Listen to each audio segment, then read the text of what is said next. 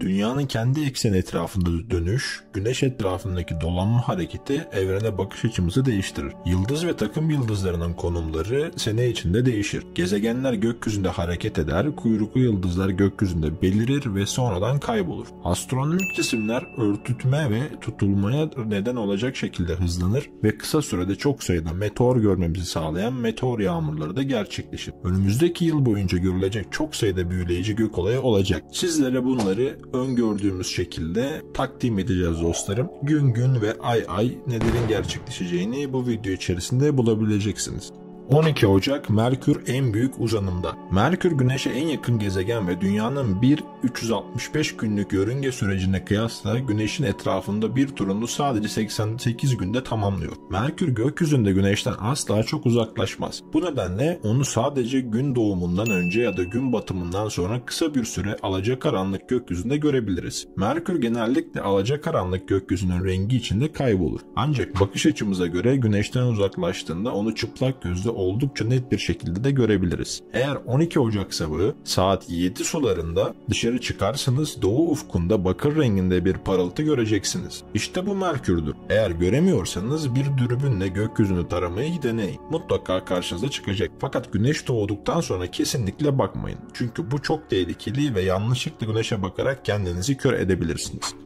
7 Şubat Güneş doğmadan önce Venüs ayın yakınında parlıyor. Eğer bir gece kuşsanız veya sabahın ilk ışıklarından önce işe gitmek için erken kalkıyorsanız 7 Şubat sabahı saat 7 civarında dışarı çıkın. Eğer gökyüzü açıksa Güneydoğu'da güzel bir görsel buluşma göreceksiniz. Çok ince bir hilalin solunda Venüs'ün parlak bir yıldız gibi parıldadığını göreceksiniz. İkisi çıplak gözle net bir şekilde görülebilmeli, ancak ikisini de tam olarak seçemiyorsanız bir dürbün kullanmalısınız.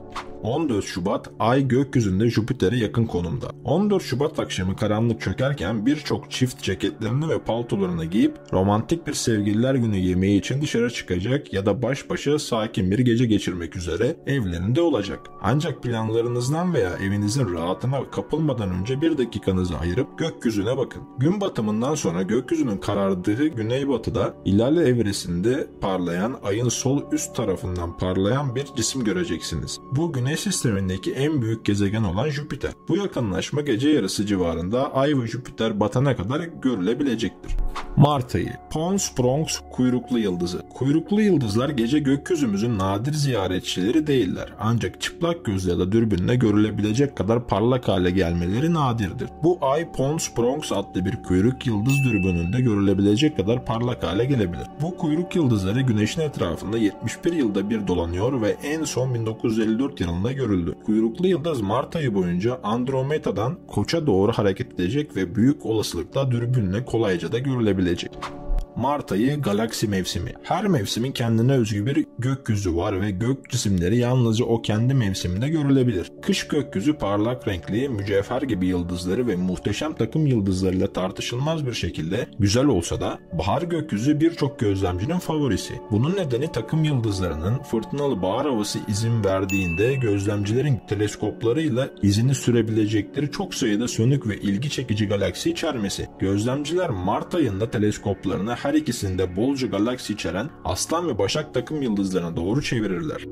24 Mart Merkür en büyük doğu uzanımında. Merkür bakış açımıza göre Güneş'ten en uzak noktadayken görülebilir. Bu durum bu ayda gerçekleşecek. Özellikle de 24 Mart akşamı hava karardıktan sonra küçük gezegen batıda alçakça parlayacaktır. Merkür çok daha parlak ve belirgin olan Jüpiter'in sağ alt tarafında turuncu renkli bir yıldız gibi görünecek ve Güneş'ten neredeyse 2 saat sonrasına kadar batmayacak. Söylediğimiz gibi bakmaya başladığınızda göremezseniz bir dürbünle batı gökyüzünü taramayı deneyin.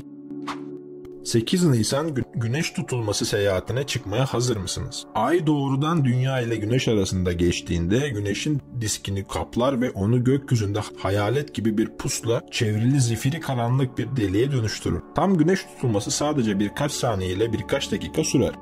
Ancak büyüleyici bir olaydı. 8 Nisan'da Kuzey Amerika'daki milyonlarca insan da buna tanıklık edebilecek. Ne yazık ki bu gerçek görsel Türkiye'den izlenemeyecek. Ancak birçok astronomi meraklısı veya tutulma avcısının da yaptığı gibi bu tutulmayı izlemeye gidebilirsiniz. Tutulmanın okulların Nisan ara tatiline denk gelmesi de Türkiye'deki gözlemciler için muhteşem bir fırsat sunuyor. Tutulmanın en uzun süre gözlenebileceği merkezi nokta Meksika'dan geçiyor. Meksika'nın Türk vatandaşlığına ücretsiz vize verdiği de göz önünde bulundurulursa bir tutulma turizmi planları yapmaya da başlayabilirsiniz.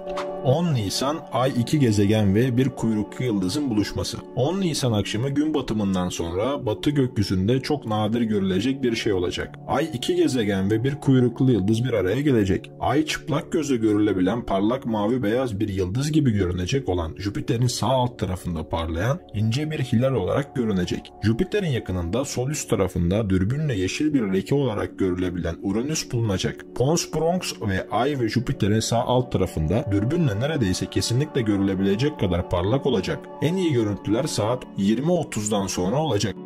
12 Nisan Pons Bronx kuyruk yıldızı ve Jüpiter. 10 Nisan'daki görsel buluşmadan 2 gün sonra Ay gökyüzündeki rotasından doğuya doğru ilerleyerek görüntüden çekilmiş olacak. Pons Bronx Jüpiter'e yaklaşacak ve ikili aynı anda dürbünle görülebilecek. Kuyruk yıldızının ne kadar parlak olacağını bu kadar önceden bilemeyiz. Ancak çıplak gözle bir leke olarak görülebilecek kadar parlak olabilir. Eğer geçmişte olduğu gibi aktivite patlamaları yaşarsa gözlem aracı olmadan kolayca da görülebilir. Kuyruk yıldızı ne derece parlak olursa olsun onu akşam alacakaranlıkta güzel parlak Jüpiter'e bu kadar çok yakın görmek büyüleyici de olacaktır. 21 Nisan Pons Bronx kuyruk yıldızı öngörülen en yüksek parlaklığında. Kuyruk yıldızları takip etmek çok sinir bozucu olabilir. Birçoğu yalnızca çok kısa süreler için gökyüzünde alçakta veya güneşe yakın yerlerde görülebilir. Ayrıca yıldızlar ve gezegenlerden farklı olarak en yüksek parlaklıkları da büyük bir doğrulukla tahmin edilemez. Çıplak gözle kolayca görülebileceği tahmin edilen kuyruk yıldızlar bazen sadece teleskopla da görülebilirken dürbünlerde sadece leke gibi görülmesi beklenen kuyruk yıldızları dürbünsüz görülebilecek kadar da parlak olabilirler. Pons Bronx kuyruk yıldızının maksimum parlaklığı olan 4.5 Katire 21 Nisan akşamı gün batımından sonra batı alacakaranlığında Jüpiter'in sol alt tarafındaki çok alçakta olacağı zaman ulaşması bekleniyor. 4 Mayıs gün doğumundan önce hilal Ay Satürn'e yakın. Satürn'ü 4 Mayıs sabahı erken saatlerde şafak öncesi gökyüzünde Ay'ın yakınında parlarken görme fırsatı olacak. Güzel buzlu halkalarıyla ünlü Satürn karanlık bir gökyüzünde altın renkli bir yıldız gibi çıplak göze net bir şekilde görülebilir. 4 Mayıs'ta gün doğumunun yaklaşmasıyla gökyüzü hızla aydınlanırken doğuda çok alçakta görmesi de daha zor olacak. Aslında gökyüzünde onu seçebilmek için bir dürbün kullanmanız gerekebilir. Eğer Satürn'ün o meşhur halkalarını görmek istiyorsanız bir teleskoba ihtiyacınız olacak çünkü dürbünler halkaları gösterecek kadar güçlü değillerdir.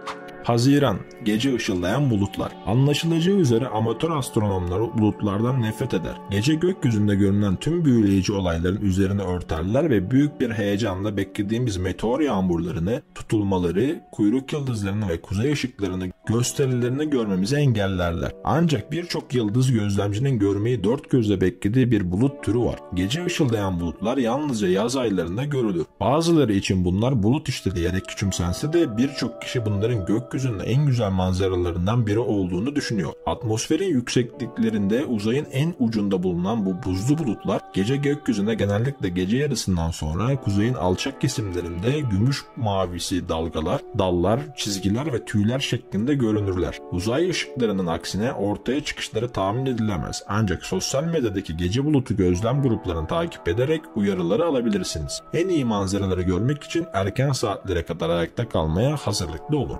3 Haziran ay sabah saatlerinde Mars'a yakın. Mars karanlık bir gökyüzünde parladığında çarpıcı bir manzara oluşur. Karanlıkta parlak turuncu bir yıldız gibi görünür ve başka hiçbir şeyle karşılaştırılamaz. Yılın ilerleyen zamanlarında da bu durum böyle olacak. Ancak Haziran ayı boyunca Mars gün doğumundan önce doğuda sönük görünecek ve aydınlanan gökyüzünün kendini göstermeye çalışacak. Ancak 3 Haziran sabahı kızıl gezegen Ay'a çok yakın, sağ alt tarafında parlayacağı için görülmesi kolay olacak ve her ikisinin de aynı dürbün görüş alanında birlikte görebileceksiniz. Ayın kendisi de oldukça ince bir hilal şeklinde olacağından şafak vakti gökyüzünün aydınlığı onları bastırmadan önce bu ikili hoş bir manzarada oluşturabilecek. 3 Temmuz hilal 3 gezegene ve ülkere yakın. Erken kalkın, dışarı çıkın ve saat 4.30'da kuzeydoğuya bakın. Gökyüzünde parlak, yıldız benzeri bir Jüpiter'in hemen üzerinde parlayan güzel bir hilal göreceksiniz. Daha yakından baktığınızda ayın sağ üst tarafında turuncu renkli bir yıldız gibi görünen Mars gezegenini fark edeceksiniz. Jüpiter'den çok daha sönük ama yine de çıplak göze net bir şekilde görülebilecek. Eğer elinizde bir dürbün varsa Ay ile Mars'ın ortasına baktığınızda bir başka gezegen olan Uranüs'ü de çok sönük, hafif yeşil renkli olarak da görebilirsiniz. Ayrıca ayın hemen sağ üst köşesinde ünlü Ülker ya da 7 kız kardeş kümesini de görebilirsiniz. 7 Temmuz Merkür akşam alacakaranlığında Ay'a yakın. Venüs, Jüpiter, Satürn ve Mars gezegenlerinin hepsi çıplak gözle kolayca görülebilir ve her seferinde aylarca da gözlenebilir. Merkür de çıplak gözle görülebilir ancak Güneş'e o kadar yakın bir gezegene dolanır gibi gökyüzünde Güneş'ten asla uzaklaşmaz ve yalnızca gün doğumundan önce ya da gün batımından sonra kısa süreler gözlenebilir. Merkür 7 Temmuz akşamı gün batımından sonra görmek her zamankinden daha kolay olacak çünkü kuzeybatıda alçakta son derece ince bir hilal şeklindeki ayın hemen altında parlıyor olacak. Eğer bu ikiliyi bulamazsanız ufka yakın bir yerde daha parlak olan Venüs'ü arayın. Sonra da sol üst tarafına bakın. Parlak alacakaranlıkta yakın çifti seçebilmek için bir dürbüne de ihtiyacınız olabilir. Temmuz sonu Samanyolu gözlemi. Yılın hangi zamanı olursa olsun Samanyolu'nun bazı kısımları her zaman görülebilir. Ancak Samanyolu'nun en parlak ve en yoğun kısımları Kuzey Yarımküre'nin gökyüzünde Haziran sonundan Eylül başına kadar akşam geç saatlerde güneyde görülebilir. Gökyüzü gözlemcilerinin teleskoplarını Yay veya Akrep takım yıldızlarına doğru çevirdiği ve yılın büyük bölümünde ufkun altında gezinen Lagoon ve Trifid ile Messier 4 kuzey yıldız kümesi gibi ünlü güney bulutsuları ve yıldız kümelerinin izini sürdüğü zamandır. 30 Temmuz Ay, Mars, Aldebaran, Ülker ve Jüpiter. Temmuz ayının sonunda şafak sökmeden önce doğu gökyüzünde çok özel bir gök cismi buluşması gerçekleşecek. Bu kozmik geçit törenini görmek için saat 3 civarlarında dışarı çıkın ve doğuya doğru bakın. Hemen orada gökyüzünün parlayan güzel bir hilal ay göreceksiniz. Daha yakından baktığınızda Ülker yıldız kümesini Ay'a yakın sağ üst tarafında görebilirsiniz. Hemen altında turuncu bir yıldız gibi görünen Mars, Mars'ın sol alt tarafında parlayan Jüpiter, Jüpiter ve Mars ile bir üçgen oluşturan Aldebaran açıkça görülebiliyor olacak. Eğer bir dürbününüz varsa Ay'ın sağında soluk yeşil bir yıldız gibi görünen Uranüs gezegenini de görebilirsiniz. 12-13 Ağustos Perseidler. Her Ağustos ayında gökyüzü meraklılarını heyecanlandıran Perseidler, yazın güzel günlerinde kat kat giyinme derdi olmadan gözlenebildiği için en popüler meteor yağmuru. Perseidler 14 Temmuz'dan 1 Eylül'e kadar aktif olsa da en yüksek sayıya 12-13 Ağustos gecesinde ulaşıyor. Maksimum gecesinde saatte ortalama 100 meteor görmek mümkün olsa da 2024 yılında şişkin ayın gökyüzünde olması bu sayıyı düşürebilir. Ancak gece yarısında sonra ay batınca muhteşem meteorlar görülebilir. 21 Ağustos Satürn'ün ay örtülmesi. Bir teleskoba sahip tecrübeli gözlemciler 20 Ağustos'un büyük bir bölümünü hava tahminlerini kontrol ederek geçirecek ve ertesi sabah çok nadir görülen bir olayı Satürn gezegenlerinin ay tarafından örtülmesini görebilmek için gökyüzünün açık olmasını umacaklar. Gezegen örtülmeleri nadir olarak gerçekleşiyor ve bu örtülmede de koşullar çok muhteşem değil. 21 Ağustos sabahı saat 6.40 civarında ünlü halkalı gezegen ayın arkasında kaybolmaya başlayacak. Satürn ve 7.30 civarında tekrar görünecek ancak bu saatte güneş çoktan doğmuş olacağı için ayın arkasından çıkışını teleskopla dahi gözlemlemek imkansız. Teleskop sahibi tecrübeli gözlemciler Satürn'ün ayın arkasında kaybolduğu anı görebilirler. Gezegenin diski ve halkaları ayın kavisli kenarının arkasına doğru yavaşça ve sessizce kayarken manzara çarpıcı olacak. Eylül, sonbahar takım yıldızları geri dönüyor. Çoğu insanın aksine yıldız gözlemcileri yazın bitmesini dört gözle beklerler çünkü bu gecelerin artık gündüzlerden daha uzun olduğu yani yıldızlı gökyüzünün geri dönüşü anlamına gelir. Eylül ayının başında güneş saat 19 civarında batar Yani gökyüzü 21'de ciddi bir yıldız gözlemine başlamak için yeterince karanlık olur. Samanyolu gökyüzünü ikiye bölen ve kuzeydoğudan kuzeybatıya doğru uzanan sisli bir ışık şeridi olarak hala net bir şekilde görülebilir. Ancak çoğu yıldız gözlemcisi gözlerini ve teleskoplarını Kahraman, Andromeda ve Pegasus gibi sonbahar takım yıldızlarının birçok yıldız kümesi, bulusu ve galaksi barındırdığı gökyüzü kesimi olan doğuya çevirir. 8 Eylül Satürn karşı konumda. Satürn buzlu halkalardan oluşan güzel sistemiyle ünlü, ancak Eylül ayında Satürn'e doğru bir teleskop çevirirseniz karşı konumda olduğu zaman muhteşem halkalarının nereye gittiğini merak edebilirsiniz. Satürn ve Dünya Güneş etrafındaki yörüngelerde hareket edince Satürn bizim bakış açımıza göre yavaşça yukarı ve aşağı doğru eğilir gibi görünür. Bu nedenle bazen halkalar tamamen açık, ancak zaman zaman onları o kadar dar bir şekilde görürüz ki bize gezegenin diski boyunca sadece bir çizgiye indirgenerek kaybolurlar. Eylül ayı boyunca halkalar çok dar olacak ve giderek de kapanacak. Bu yüzden fırsatınız varsa Satürn'ü bu tarih öncesinde de gözlemleyebilirsiniz. 18 Eylül parçalı ay tutulması. Ay tutulmaları ayın dünyanın uzayda oluşturduğu gölgenin içinden geçmesiyle meydana gelir. Tam ay tutulması sırasında ay diskinin tamamı koyu bir kırmızıya ve çarpıcı bir turuncu renge dönüşebilir. Adından da anlaşılacağı üzere parçalı ay tutulması sırasında diskin sadece bir kısmı kararır ve 18 Eylül'ün erken saatlerinde gerçekleşecek olan da bu. Ülkemizde gözlemciler dünyanın koyu gölgesinin ayın üzerine düştüğünün ilk işaretlerini saat 05:12 civarında görecek ve tutulma yarım saat sonra zirveye ulaşacak. Ancak ayın sadece %8'i dünyanın gölgesinde kalacak. Dolayısıyla ay gölgeden çıkıp 06:15'te normale dönmeden önce göreceğiniz tek şey diskinin sağ üst kısmındaki karanlık bir çentik olacak. Bu olay en iyi dürbün ve teleskoplarla görülebilecek. 28 Eylül Tisukinsan Atlas gün doğumundan önce bir kadir parlaklığında. Eylül ayının sonuna kadar gökyüzünde çıplak göze görülebilecek kadar parlak bir kuyruk yıldızı olma ihtimali var. Ama bu sadece bir olasılık. Tisukinsan Atlas kuyruk yıldızları 2023 yılında keşfedildiğinde büyük heyecan yaratmıştı. Çünkü yörüngesinin değerleri hesaplandığında çok parlak bir çıplak göz kuyruk yıldızı olabileceği ortaya çıktı. Umuyoruz ki kuyruk yıldızı bu ayın sonunda gün doğumundan önce doğuda aslanın kafasının altında çıplak gözle görülebilecek. Ancak alçak iltifası ve güneşe yakınlığı onu önemli ölçüde sönükleştirecek. Bu nedenle bir dürbün veya teleskop cismi olabilir.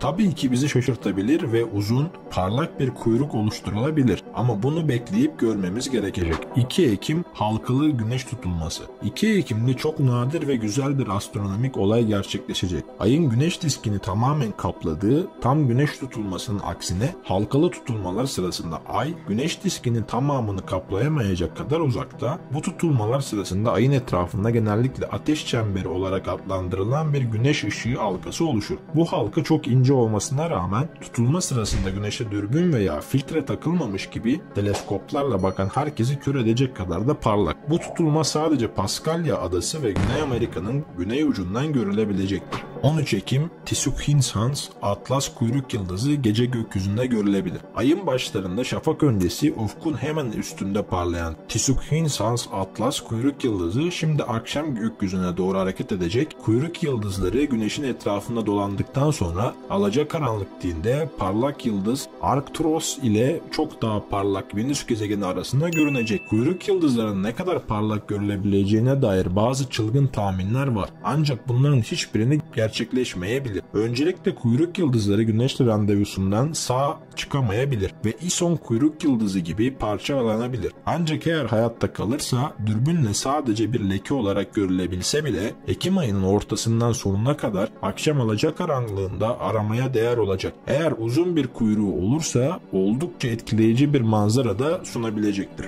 17 Ekim yılın en büyük ve en parlak süper ayı. Süper ay terimi astronomları ikiye bölüyor. Bazıları bunun aslında astronom olmayan kişiler için biraz fazla abartı olduğu ve yanlış beklentilere yol açtığını düşünüyor. Diğerleri ise bunun sadece bir eğlence olduğunu ve insanların gökyüzüne bakmasını sağlıyorsa bunun iyi bir şey olması gerektiğini de düşünüyor. Hangi görüşe katılırsanız katılın, yılın en büyük ve en parlak süper ayı 17 Ekim akşamı Ay Dünya'dan 357.367 kilometre uzakta olacağı zaman gerçekleşecek. Eğer dışarı çıkıp ay doğumunu izlerseniz gerçekten de normalden daha büyük parlak göreceksiniz. Şunu not etmekle birlikte ay gökyüzünün yarısını kaplamayacak veya bazı web sitelerinin sizi kandırmaya çalıştığı gibi gözlerinizi kamaştırmayacaktır. 21 Ekim Orionid meteor yağmuru. Yılın en iyi meteor yağmurlarından biri her yıl Ekim ayı sonlarında zirve yapan Orioidler. Bu yağmur sırasında meteor avcıları takım yıldızındaki bir noktadan saçılıyor gibi görünür. İyi bir gözlem koşulunda her saatte 20 tane meteor görmeyi bekleyebilirsiniz. Ne yazık ki 2020 Orioidler için iyi bir yıl olmayacak. Çünkü büyük ve parlak bir ay maksimum gecesi boyunca gökyüzünde olacak, ancak 21'i gecesi geç saatlerde gökyüzünün açıksa yine de dışarı çıkıp doğuya doğru bakabilirsiniz. Çünkü en parlak göktaşları ay ışığına rağmen görülebilecektir.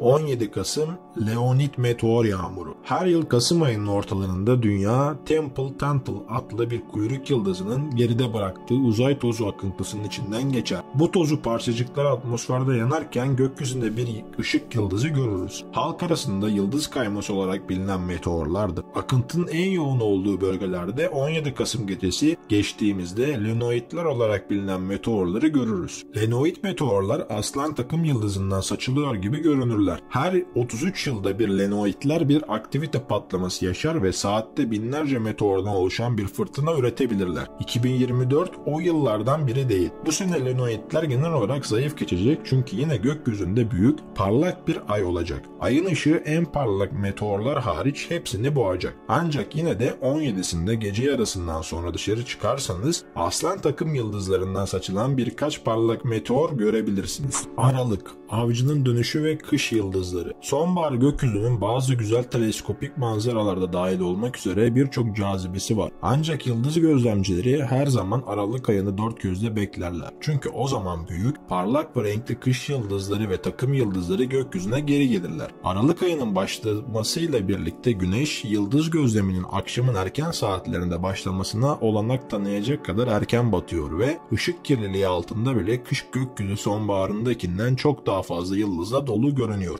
7 Aralık Jüpiter karşı konumda. Jüpiter ışığının bize ulaşması 34 dakika sürecek kadar uzakta olmasına rağmen o kadar büyüktür ki onu gökyüzümüzde parlak mavi beyaz bir yıldız gibi çıplak gözle görebiliriz. Bu ay dünyayı binlerce kez yutabilecek bu devasa gezegeni görmek için harika bir zaman olacak. Çünkü karşı konuma gelecek, yani güneş batarken doğacak ve tüm gece boyunca görülebilecek. Onu görmek için tek yapmanız gereken gün batımından sonra dışarı çıkmak, sırtınızı dönüp kuzeydoğuya bakmak ve gökyüzünde alçakta Jüpiter'i görmek. Ünlü büyük kırmızı lekesini ve diskini kesen karamel renkli bulut bantlarını görmek için bir teleskoba ihtiyacınız var. Ancak dürbünler size Jüpiter'in 4 büyük uydusu olan Io, Europa, Ganymede ve Callisto'nu gösterecektir. Aralık ayı sonu Merkür en büyük doğu uzanımında. Çıplak gözü net bir şekilde görülebilecek kadar parlak olmasına rağmen birçok gökyüzü gözlemcisi Merkür gezegenini hiç görmemiştir. Merkür Güneş'e en yakın gezegen, bu nedenle de karanlık bir gökyüzünde yükseklerde görülebilen diğer gezegenlerin aksine görsel olarak gökyüzünde Güneş'ten asla uzaklaşmaz. Merkür yalnızca gün batımından sonra akşam gökyüzünde ya da gün doğumundan önce sabah gökyüzünde alçakta görürüz. 23 Aralık'ın erken saatlerinde Merkür güneydoğuda alçakta parlayan bir yıldız gibi görünecektir.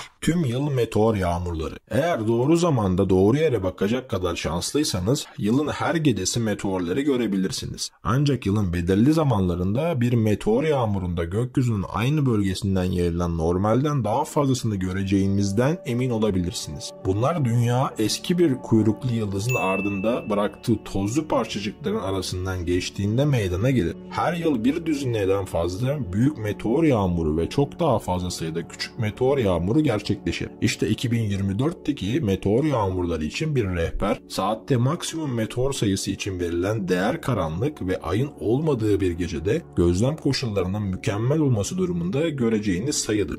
Tüm yıl Uluslararası Uzay İstasyonu'nu gözleyin. Uluslararası Uzay İstasyonu harika bir bilimsel başarı, onlarca yıl boyunca parça parça inşa edilen birçok farklı ülkeden astronot ve bilim insanının bir arada yaşadığı ve çalıştığı, dünyayı gözlemlediği ve dünyada mümkün olmayan bilimsel deneyleri gerçekleştirdiği devasa bir yörünge laboratuvarı. Uluslararası Uzay İstasyonu bazen çıplak gözle gökyüzünü boydan boya geçen bir yıldız gibi görebilirsiniz. En parlak olduğu zamanlarda Venüs kadar parlak olabilir.